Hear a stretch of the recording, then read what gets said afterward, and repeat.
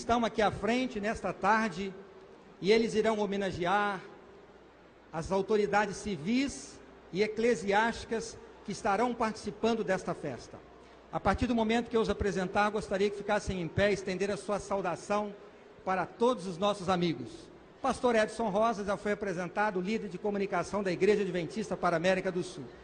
Pastor Domingos José de Souza, presidente da Igreja Adventista do Sétimo Dia para o Estado de São Paulo.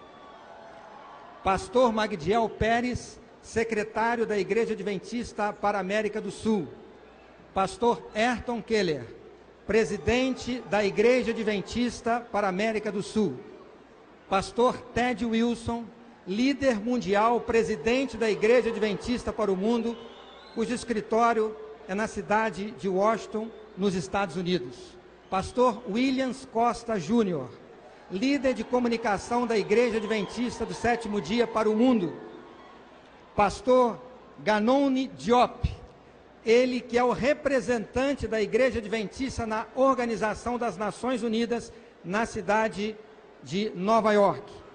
Temos a satisfação de ter o pastor Milton Souza, ele que é professor, Milton Torres, professor da Faculdade de Teologia na Universidade Adventista de São Paulo, estará nos ajudando com a tradução. Está em Êxodo capítulo 20, a partir do verso 4, que diz o seguinte: não faça imagens de nenhuma coisa que há lá em cima no céu, ou aqui embaixo na terra, ou nas águas debaixo da terra.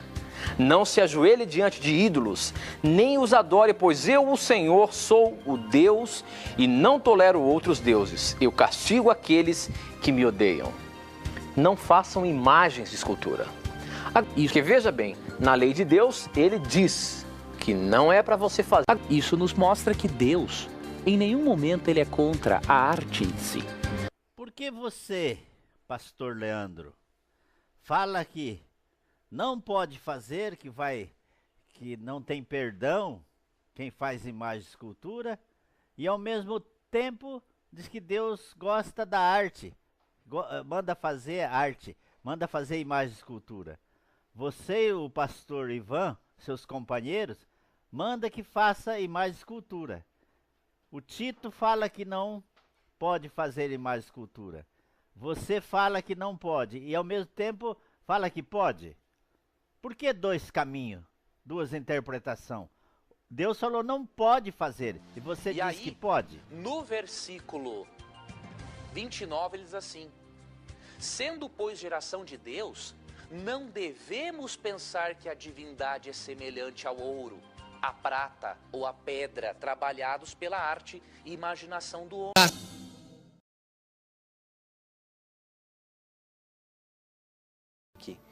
Nós também descobrimos que fazer uma imagem de escultura, pintar um livro com uma figura de Jesus ou de qualquer apóstolo, isso não é idolatria. Eu posso...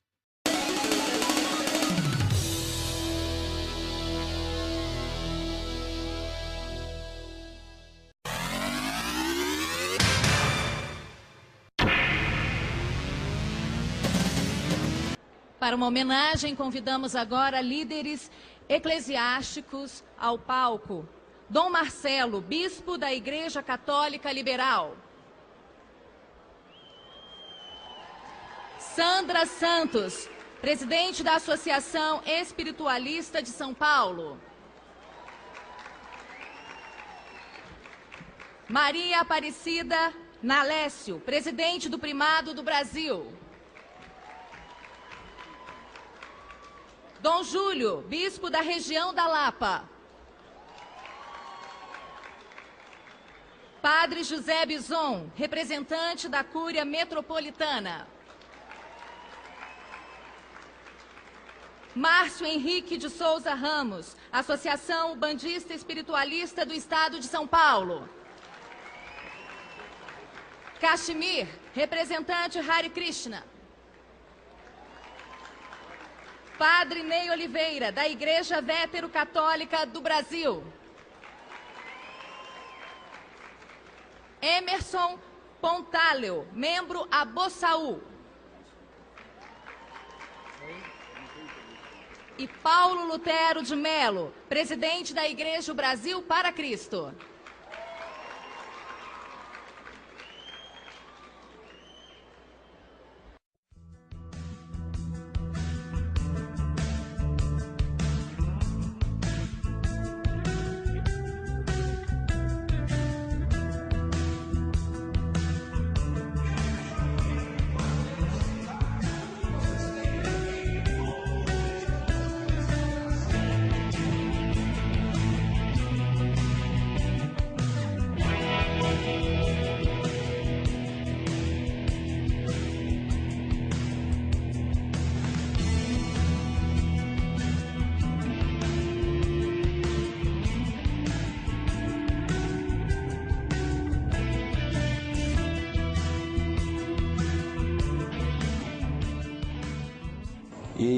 Nós estamos muito atentos ao desenrolar dos eventos. Essa semana foi noticiado que o Papa atual, né, ele que já tomou posse, ele recebeu ali todas as representações religiosas do mundo na sua cerimônia de posse, né?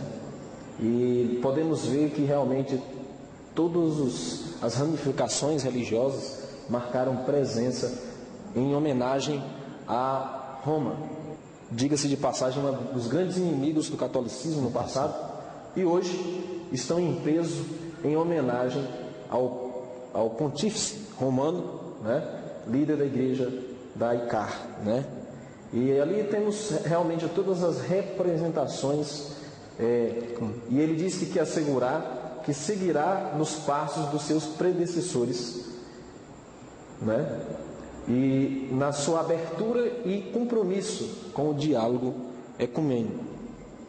E ele diz que também quer agradecer ao Concílio Pontifical pela promoção da unidade cristã. Então, em torno de um líder ou divindade mundial.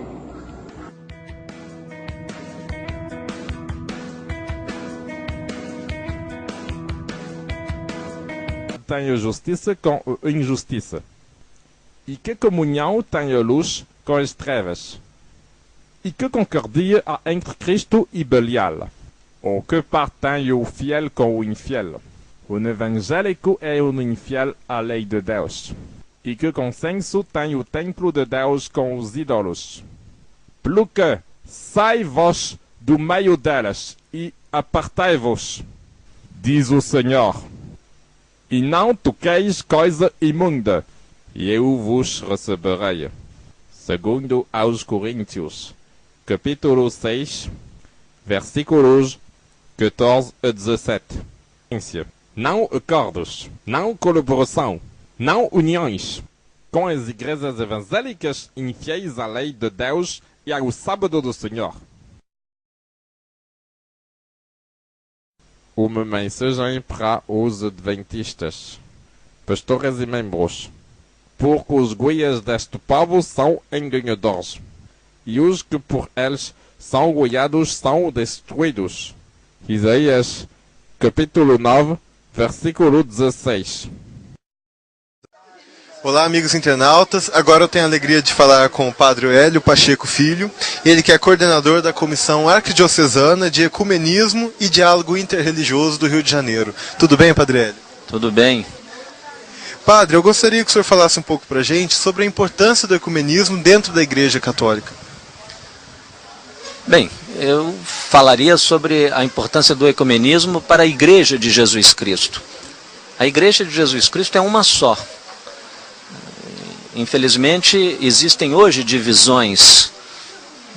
E o ecumenismo visa exatamente nós buscarmos a reunião destas denominações tantas que a igreja está fragmentada. Nós precisamos responder ao desejo de Jesus, que, orando ao Pai, disse que todos sejam um. E é exatamente por causa desta oração de Jesus, por este desejo dele, que nós estamos no trabalho ecumênico buscando a nossa unidade.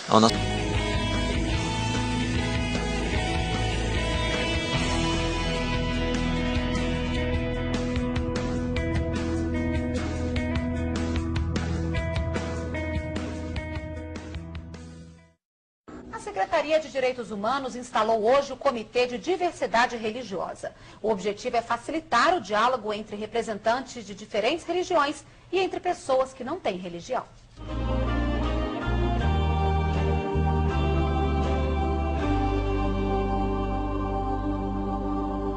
A ideia é que todos os segmentos religiosos do país possam conviver em harmonia na promoção da paz.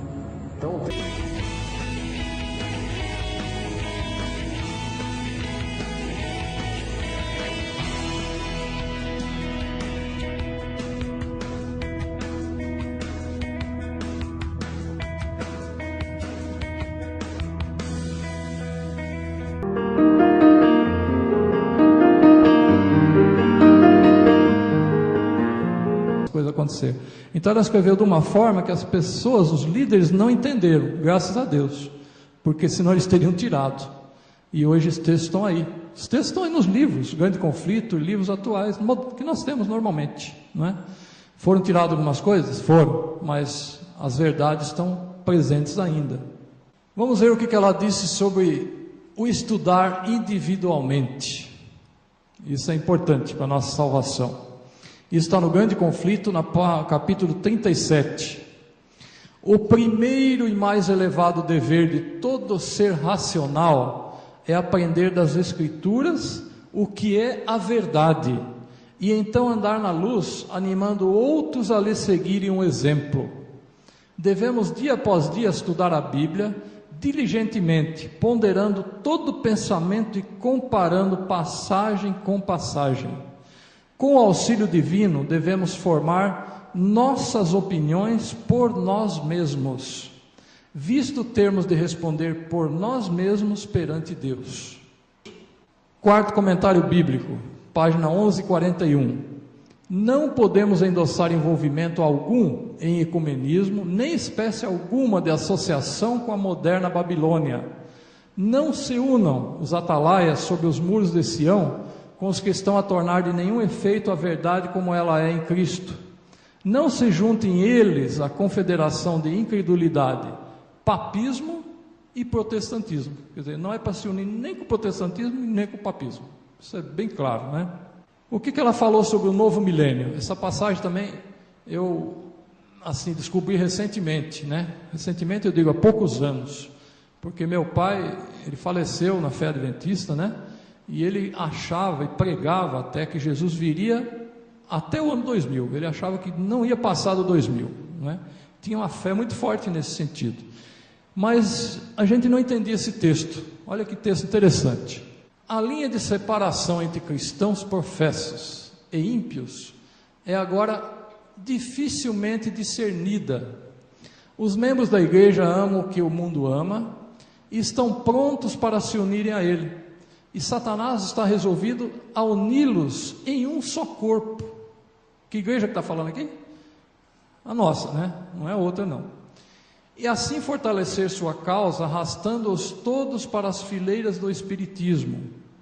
Os romanistas, que se gloriam dos milagres como sinal certo da verdadeira igreja, serão facilmente enganados por esse poder operador de prodígios.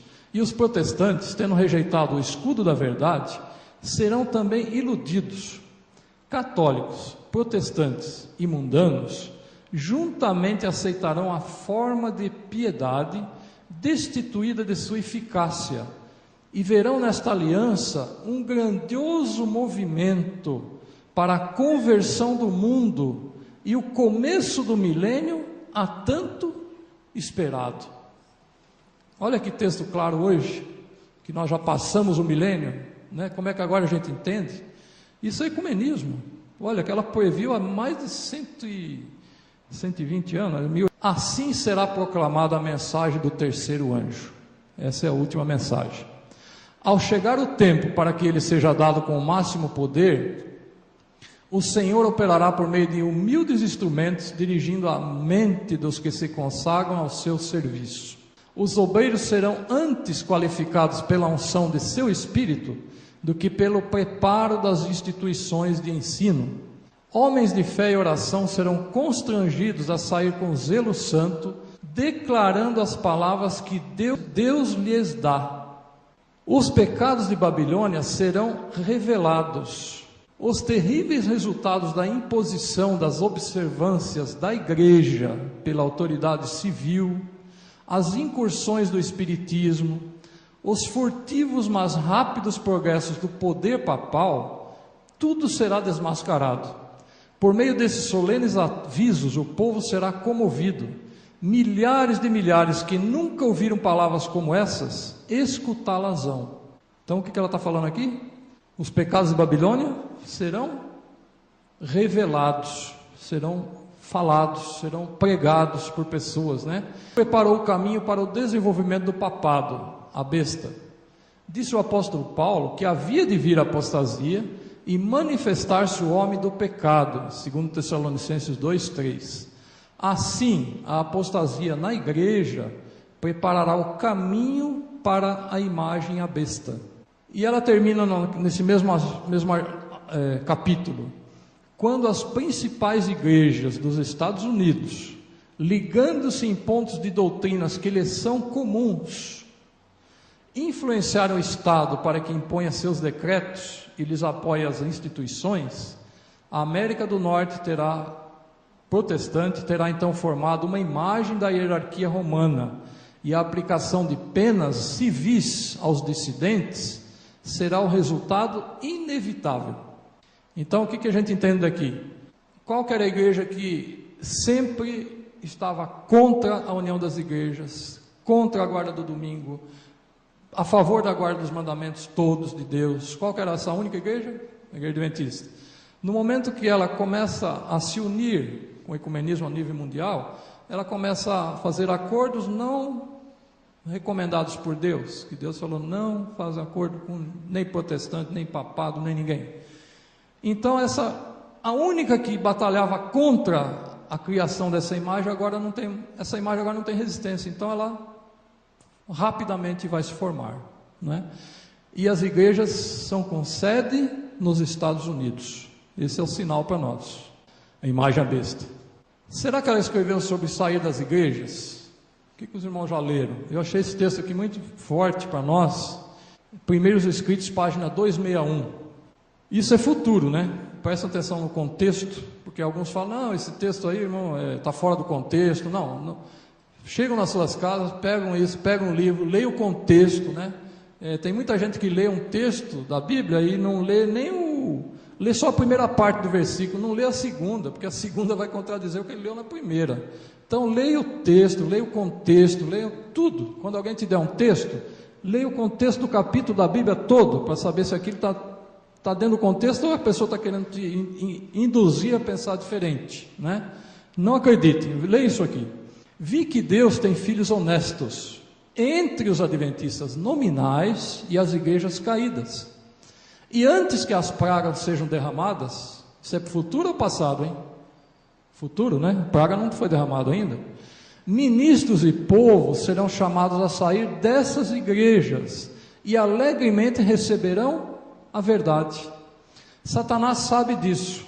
E antes que o alto clamor da terceira mensagem angélica seja ouvido, ele suscitará um excitamento nessas corporações religiosas, a fim de que os que rejeitaram a verdade pensem que Deus está com eles.